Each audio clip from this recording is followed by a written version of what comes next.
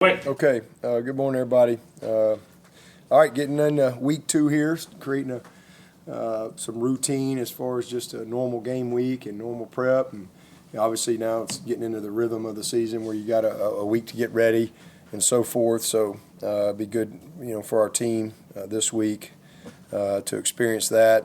And, excited about being back at home. Obviously disappointed with our outcome last week.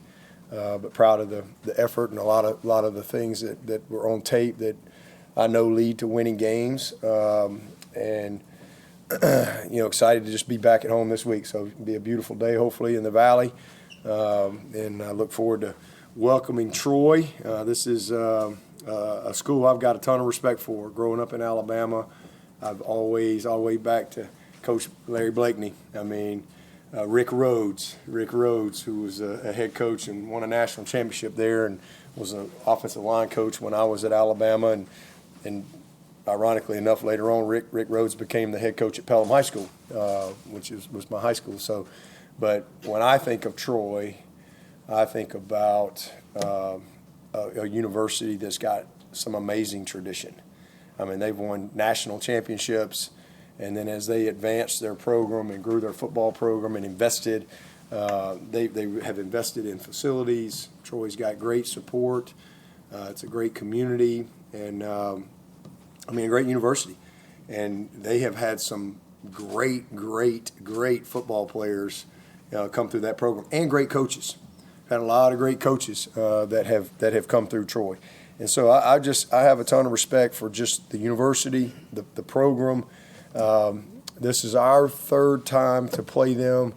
The last time was our national championship year in 2016.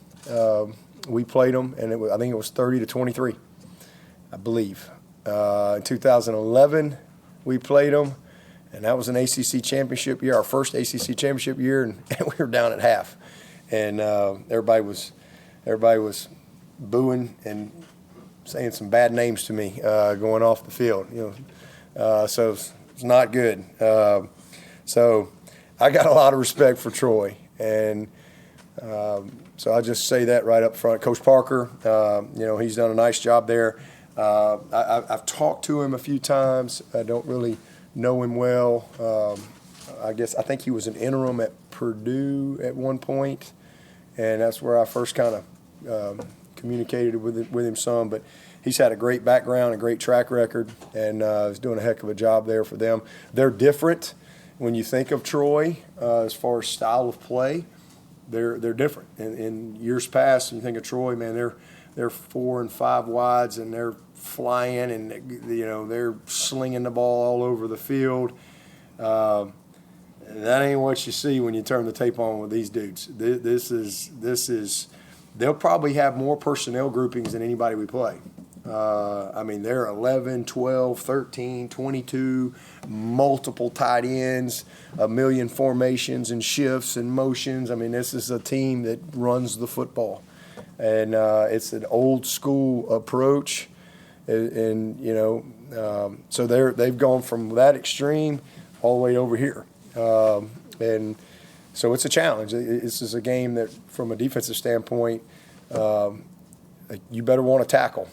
If you don't want to tackle in this game, you better pull a hamstring. You might not want to be in this one because this is it's going to be a physical football game, and there is no other way. It's just how they play the game.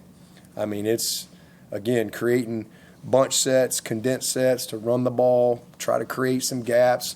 Again, shifts, motions to try to challenge your discipline with your gap integrity, your eyes, how you fit things up, play action off of all of the runs.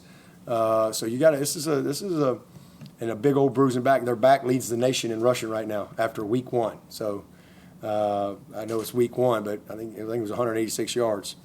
They just tough physical football team. Play hard. So a lot of challenges there. And I look forward to seeing our guys step up to that challenge against these guys. And on the other side, they similar as far as their philosophy. They force you to have to really communicate well because they're going to be multiple with their fronts, and especially with their 3-down stuff and how you ID who's who and where they're coming from. But so we got to be disciplined there, do a nice job. But they got, guys from all over the place, and we do have one game tape, but they've got some guys that can run, tough physical guys. Got a couple guys coming off the edge that really catch your eye. But again, it always comes back to just who we are, doing our job, and doing the things that we need to do to win a game. And in particular for us, just playing better offensively this week. I mean, last week against a really good opponent, their offense wasn't great, but it was just a little better than ours. And that was the difference in the game. And so we've got to clean some things up. We need to grow our team. We need to really develop and take a big jump forward this week in this game. So excited about the opportunity and look forward to seeing our guys play.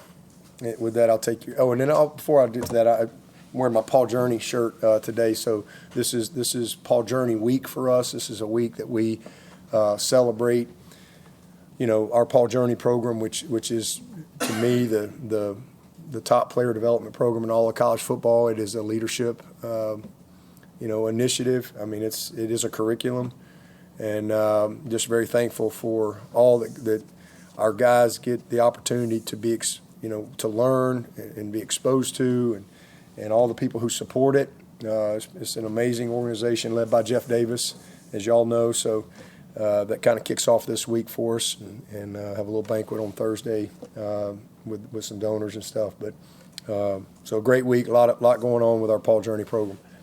Any questions? You said Antonio Williams' day-to-day is Khalil Barnes kind of in the same boat? Yep. Was that an aggravation of his previous hamstring injury? Khalil? Yes. Yeah. Same injury? Yep. A little different spot, but same area. Tough opener like that. What are conversations between you and Garrett look like? Obviously, an offense not playing well is so much more than just on the offensive coordinator. But what are you guys talking about? We talk about a lot. Watch the tape, and you just gotta, we just got. I mean, got to make the plays that are there. That's easy stuff. Nothing complicated. Just we didn't do the routine stuff well, and our best player. The biggest issue in that game was our best player didn't play well. And if that's the biggest issue coming out of that game, sign me up for that, because two will respond. Promise you. So we all watched the tape and talked about how we go get better this week. A lot of good things, but not good enough to win the game. All came down to the last shot, and we didn't make it. So proud of how they competed, but we didn't get the result we wanted. But I know more about my team now than I did before. I got more confirmation than doubt. I've got a lot of confirmation on who our football team is, and I'd rather have this feeling in this situation than if we won 50-3 against somebody. I've got a lot more confirmation on who our team is and what they're going to be, not what they can be, what they're going to be. How has Cade responded with the conversations that you had as far as you didn't play well? Oh, great. I mean, can't hide it. I mean, routine stuff, basic, not complicated, just simple read, simple progression, holding the ball, running out of pockets, just didn't play well. And so, I mean, he knew before. He didn't have to talk to him. He already knew. He knows the game. He knows the game. He just went right back to work. So that's what he'll do. He'll respond. He'll bounce back. A lot of football. But, it's an opener. It's a tough opponent. And, sometimes sometimes your best player can have a bad day. He had a bad day to have a bad day. But he'll respond. Does it make you rethink opening with big No, opponent? no. Heck no. I love it. Like I said, I know more about my team right now than I did because now I've got confirmation. I don't have any doubt. I got confirmation. I know what I'm looking at. There's a lot of everybody. I know what I'm looking at. That's what I do for a living. All right, I got confirmation on what this football team's going to be. I mean, really proud of our defense. Played physical, played tough, D-line, and linebackers. You know, hey, they made a couple plays. We got to clean up penalties. You know, disappointing that we didn't make one. If we make one of those touchdowns, and again, we got a second, their guy beat our guy. If we make one of those touchdowns a field goal, it's a 3-point game at the end. You know, and I went for it twice on 4th downs, and we didn't make either play. We dropped the slant to TJ, and then Wesco drops the slant, and then Cade doesn't throw the touchdown to Tyler Brown. The last play's wide open. It's wide open to tie the game. It's wide open. Easiest, and Cade just took off running. You know, so it's disappointing, and sometimes you can try to do too much, and it's an opener, especially if you're not, you know, playing well or whatever.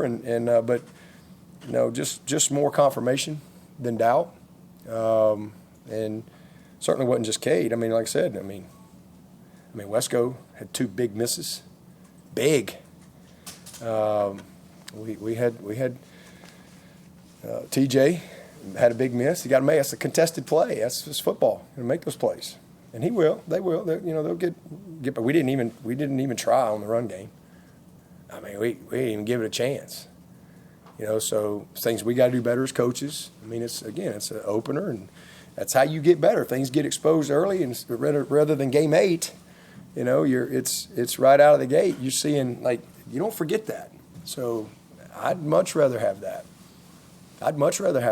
And again, there was a lot more good than bad.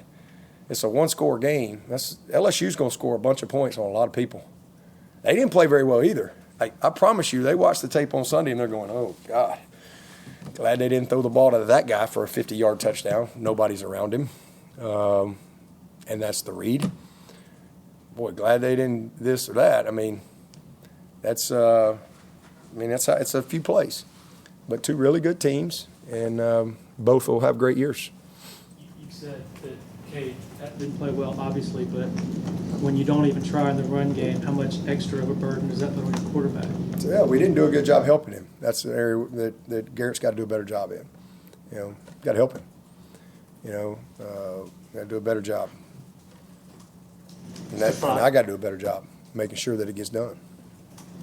Did some of the pressure they brought on Cade kind of was something he didn't expect? They didn't do anything we didn't expect. They didn't. He created a lot of the pressure because he held the ball. He didn't throw it, like the 3rd and 12. 3rd and 12 when he took off scramble. I mean, the read is Tyler Brown. He's the read. It's a 50-yard touchdown if he just throws the ball. But for some reason, he came off and then he started scrambling. You know, so it's a base play. It's not even it was a very simple play. We got another play on the play that he threw to. He's got a man side, his own side, and he had the slant for maybe a 50-yard touchdown to Wesco. But he threw it right to Sapp on a double coverage. You know, it's a base play, day 1.